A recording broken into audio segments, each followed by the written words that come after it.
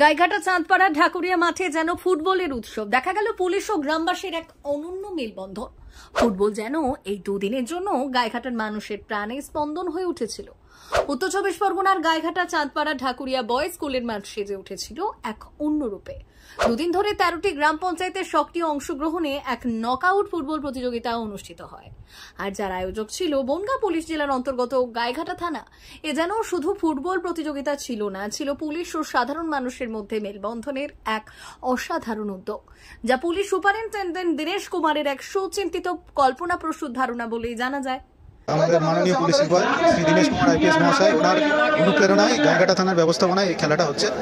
এখানে 13টা গ্রাম পঞ্চায়েতেরই প্রত্যেকটা গ্রাম পঞ্চায়েতের একটি করে টিম আছে, নিজস্ব টিম। যারা জিতবে তারা এখানে আমাদের প্রত্যেকটা থানা লেভেলে এটা আয়োজন করা হয়েছে। যারা জিতবে তাদের মধ্যে আবার ইন্টারপ্লে হবে, তাদের মধ্যে যারা জিতবে তারা আলটিমেট চ্যাম্পিয়ন হবে। তো এটা প্রথম ধাপটা হচ্ছে, প্রথম ধাপের যে গ্রুপ স্টেজ সেটা এখন চলছে।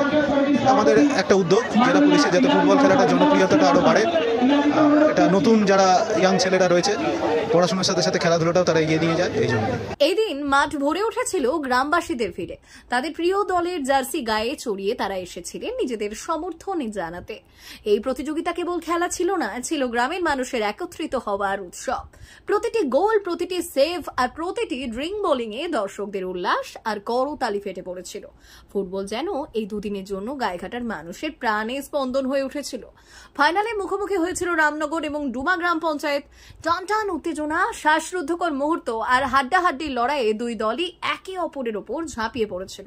নির্ধারিত সময়ে কোনো দলই গোল করতে না পারায় খেলা গড়ায় ট্রাই ব্রেকারে।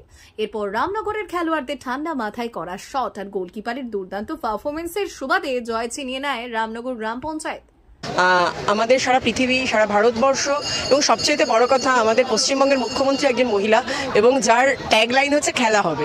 সেখানে আমরা মেয়েরা খেলার মাঠে থাকবো না, এটা ভাবাই যায় না। তো আমরা সেই জন্য খেলার মাঠে, আমরা যেমন প্রশাসনিকভাবেও রয়েছে, তেমনি করে দর্শক হিসেবেও সমস্ত মেয়েরা খেলার মাঠে রয়েছে। এই দুদিন ব্যাপী উৎসবকে সফল করতে মাঠে উপস্থিত ছিলেন বহু বিশিষ্ট জনেরা। Additional SP, SDPO Bongaon Arka পালজা, গাইঘাটা থানার আধিকারিক রাখু হরিঘোষ, সুটিয়া তদন্ত কেন্দ্রের আধিকারিক সুজয় বিশ্বাস এবং অন্যান্য পুলিশ কর্মীদের অক্লান্ত পরিশ্রমে এই প্রতিযোগিতা সুষ্ঠুভাবে সম্পন্ন হয়। আমার যেখান থেকে জিতেছি, আমার কর্মস্থল ইছাপুর 1, দুটোকে আমি ফেভার করি, কিন্তু আমি আজ সভাপতি হিসাবে আমার 13টা অঞ্চলকে আমি ফেভার করি। তার মধ্যে যা হার জিত তো আছেই।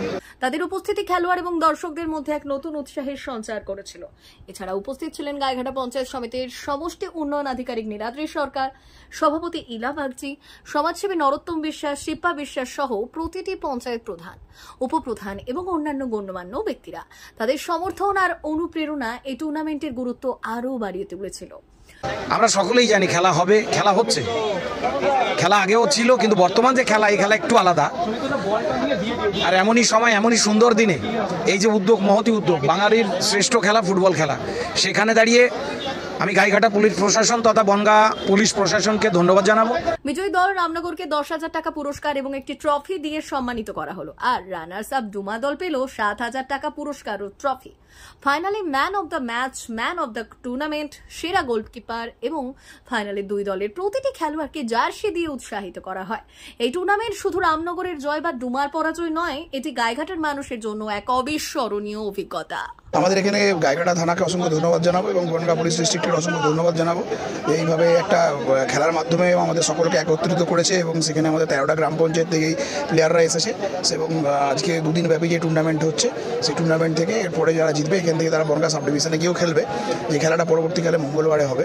তো এইভাবে খেলা নিয়ে আমাদের যদি মাঠে ফিরে আসা যায়, অনেক ছেলেমেয়েদের উদ্যোগ এখন খেলা থেকে মোবাইলের ওপরে তাদের নজরদারি বেশি হয়ে গেছে, খেলার থেকে মোবাইলের দিকে বেশি ঝুঁকেছে। সেই জায়গা থেকে যদি আমরা মাঠে ফিরিয়ে আনতে পারি, সেই প্রচেষ্টাকে অসংখ্য ধন্যবাদ জানাবো। বনগাঁ পুলিশ জেলার পক্ষ থেকে এসপির অর্ডারে আমাদের ওসি সাহেব এটার আয়োজন করেছেন। 13টা পঞ্চায়েতে প্রত্যেক বছরই খেলা হয়, তো এবছরের খেলাটা আরও উদ্যম বেশি। সকলের মধ্যে প্রধান, উপপ্রধান, আমাদের যারা মেম্বাররা আছে সকলের মধ্যে একটা উদ্দীপনা, উৎসাহ রয়েছে।